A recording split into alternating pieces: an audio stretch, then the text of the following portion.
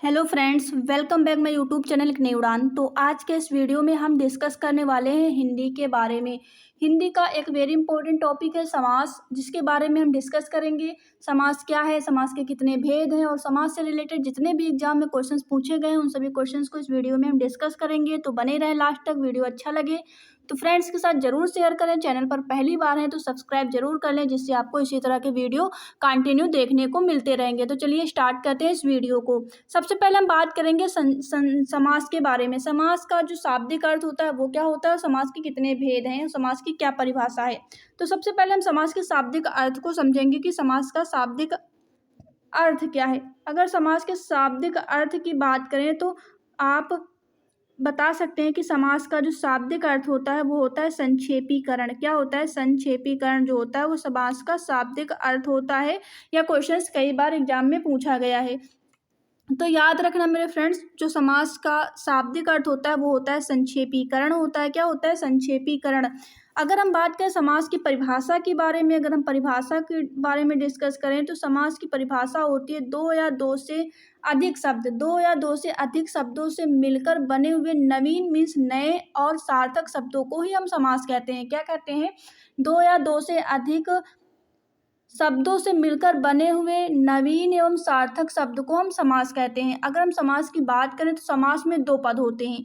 एक या तो आपका पूर्व पद होगा, प्रधान होगा, या तो आपका उत्तर पद प्रधान होगा, या तो दोनों पद प्रधान होंगे। तो समास के दो पद होते हैं। याद रखना, अगर आपसे क्वेश्चन किया जाए कि समास के कितने पद होते हैं तो आप इजीली बता सकते हैं कि समास के दो पद होते हैं। एक होता है पूर्व पद, एक होता है आपका पूर्व पद और दूसरा होता है आपका उत्तर पद। तो समास के दो ही पद होते हैं, पूर्व पद और उत्तर पद। नेक्स्ट पॉइंट जो है वो ये है कि समास के कितने भेद होते हैं। अगर हम भेद की बात करें तो समास के 6 भेद होते हैं। कितने भेद होते हैं, समास के 6 भेद होते हैं। और कौन कौन से समास होते हैं, अगर हम बात करें कौन कौन से समास होते हैं तो सबसे पहले आप याद कर सकते हैं कि अव्ययी भाव समास होता है। कौन सा होता है, अव्ययी। फर्स्ट हो गया। सेकंड हो गया आपका, सेकंड हो गया तत्पुरुष। थर्ड हो गया आपका बहुव्रीहि। फोर्थ आपका समास की अगर हम बात करें तो द्वंद्व समास। 5 नंबर अगर हम बात करें तो आपका कर्मधारय। 6 समास की बात करें तो 6 हो गया आपका द्विगु समास। तो आपके 6 प्रकार के समास हैं। कितने प्रकार के, 6 प्रकार के। 6 प्रकार हैं समास के, 6 भेद हैं। अव्ययी, तत्पुरुष, बहुव्रीहि, द्वंद्व, कर्मधारय और द्विगु। ये 6 आपके समास हैं। याद रखना, अगर क्वेश्चंस में पूछा जाए कि समास के कितने भेद हैं तो समास के 6 भेद हैं। अव्ययी भाव समास, तत्पुरुष समास, बहुव्रीहि समास, द्वंद्व समास और कर्मधारय समास, द्विगु समास। तो ये 6 भेद होते हैं। अगर हम बारी बारी से सभी को समास को समझना चाहें तो अव्ययी भाव समास में जो है पूर्व पद प्रधान होता है। अव्ययी भाव समास की अगर हम बात करें तो अव्ययी भाव समास में पूर्व पद प्रधान होता है, वो समास हमारा अव्ययी भाव समास कहलाता है। नेक्स्ट है तत्पुरुष समास। ये क्वेश्चन पूछ दिया जाता है कि बताइए अव्ययी भाव समास में कौन सा पद प्रधान होता है, पूर्व पद प्रधान होता है या उत्तर पद प्रधान होता है। तो ये इस तरह के क्वेश्चंस भी पूछे जाते हैं। तो अव्ययी भाव समास में आपका पूर्व पद यानी पहला पद जो है वो प्रधान होता है, वो हमारा अव्ययी भाव समास कहलाता है। नेक्स्ट है हमारा तत्पुरुष समास। तत्पुरुष समास में उत्तर पद प्रधान होता है। क्या होता है, उत्तर मीन्स होता है बाद का जो पद होता है वो प्रधान होता है, वो हमारा तत्पुरुष समास कहलाता है। अब हम बात करेंगे बहुव्रीहि समास की। तो बहुव्रीहि समास में दोनों ही पद प्रधान होते हैं, पूर्व और उत्तर दोनों पद प्रधान होते हैं। बात करेंगे द्वंद्व समास की, तो द्वंद्व समास में दोनों पद प्रधान होते हैं। याद रखना, आपका जो द्वंद्व समास है, बहुव्रीहि समास है, इसमें दोनों ही पद प्रधान होते हैं। तत्पुरुष समास में अगर हम बात करें तो इसका उत्तर पद प्रधान होता है। अव्ययी भाव समास की बात करें तो इसका पूर्व पद प्रधान होता है। कर्मधारय समास की अगर हम बात करें तो कर्मधारय समास में आपका उत्तर पद प्रधान होता है और द्विगु समास में आपका उत्तर पद प्रधान होता है। तो याद रखना इतनी बात, ये वेरी इंपॉर्टेंट पॉइंट है जो आपके एग्जाम में पूछे गए हैं। नेक्स्ट है, ये तो हो गई बात हमारे समास के भेद की। 6 प्रकार के होते हैं समास।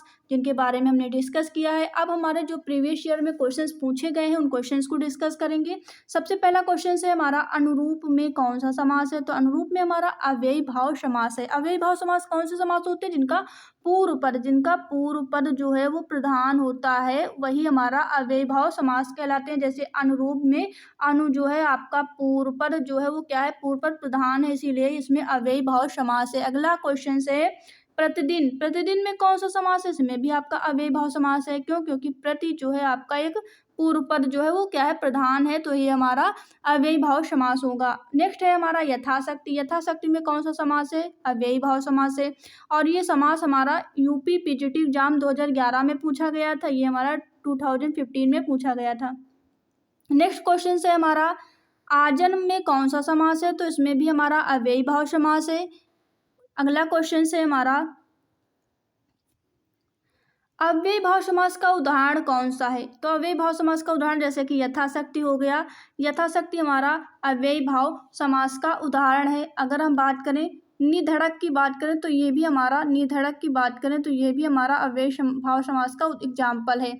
अगला क्वेश्चन है हमारा, यथाविधि जो है या जैसे कि यथाशक्ति हमारा अव्ययी भाव समास है, यथा विधि में कौन सा समास है? अव्ययी भाव समास है। और प्रत्यंग में कौन सा समास है? अव्ययी भाव समास है। निधड़क में हमारा अव्ययी भाव समास है। ये समास हमारे एग्जाम में पूछे गए हैं जो हम आपसे डिस्कस कर रहे हैं। अगला है हमारा, रातों रात में कौन सा समास है? रातों रात में हमारा अव्ययी भाव समास है। याद रखना, अगर सेम जैसे कि रातों रात सेम शब्द आता है तो इसमें हमारा अव्ययी भाव समास होगा, यहाँ पर द्वंद्व समास नहीं होगा। द्वंद्व अगर यहाँ पे यहाँ पे योजक चिन्ह लगा होता तो हम मानते कि यहाँ द्वंद्व समास होगा, लेकिन यहाँ पे रातों रात यहाँ पर हमारा अव्ययी भाव समास होगा। नेक्स्ट है हमारा चक्रपाणि दर्शनार्थ। तो इसमें कौन सा समास होगा? इसमें अव्ययी भाव समास होगा। अगला है समास का अर्थ। समास का अर्थ होता है संक्षेप।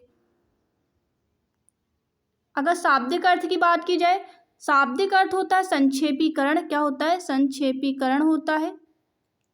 और आपका समास का अर्थ होता है संक्षेप और समास का शाब्दिक अर्थ संक्षेपीकरण। नेक्स्ट है पॉइंट, अगला है समास के पदों को अलग करने को क्या कहा जाता है? तो विग्रह कहा जाता है। समास के अगर पद हैं उनको अलग करते हैं तो उसका मीन्स होता है, मतलब होता है हम उसका विग्रह कर रहे हैं, अलग कर रहे हैं, विग्रह कहते हैं उसको। अगला जो हमारा नेक्स्ट क्वेश्चन है, अगला क्वेश्चन है अनुरूप में कौन सा समास है? तो अव्ययी भाव समास है। प्रत्यंग में किस समास का उदाहरण है? प्रत्यंग अव्ययी भाव समास का।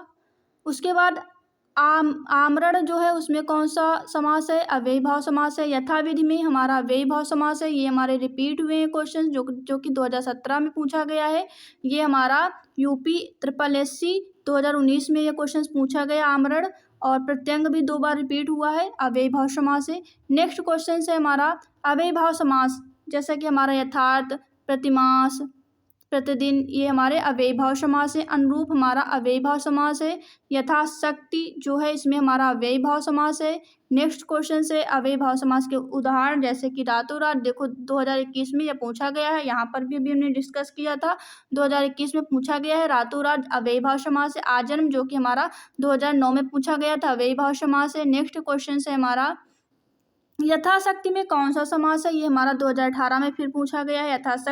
यथाशक्ति में कौन सा समास है? अव्ययी भाव समास। प्रतिदिन हमारा अव्ययी भाव समास है, प्रतिदिन में। नेक्स्ट है हमारा भीष्म पितामह ने आजीवन शादी न करने का प्रण लिया था, रेखांकित शब्द में समास होगा तो ये अव्ययी भाव समास होगा। कौन सा? अव्ययी भाव समास। अगला है हमारा यथासंभव में कौन सा समास होगा? तो यथासंभव में हमारा अव्ययी भाव समास होगा। नेक्स्ट है हमारा जिस समास का पूर्व पद प्रधान होता है उस समास को क्या कहते हैं? उस समास को अव्ययी भाव समास कहते हैं। याद रखना, इस तरह से क्वेश्चन पूछा जा सकता है कि जिस समास का पूर्व पद मीन्स पहला पद प्रधान होता है उस समास को क्या कहते हैं? उस समास को अव्ययी भाव समास कहते हैं। तो जितने भी अव्ययी भाव समास से रिलेटेड क्वेश्चंस थे जिनको हमने आपसे डिस्कस किया है, और आगे हम बात करेंगे नेक्स्ट क्वेश्चन की। अगला क्वेश्चन है हमारा ये क्वेश्चन हमारा 2018 में पूछा गया था, प्रतिमान में कौन सा समास है? तो इसमें अव्ययी भाव समास है। अगला क्वेश्चन है रातों रात जो कि फिर से रिपीट हुआ है 2016 में, अव्ययी भाव समास है। सरासर में कौन सा समास है? अव्ययी भाव समास है। चक्रपाणि दर्शनार्थ में अव्ययी भाव समास है, 2009 में पूछा गया था।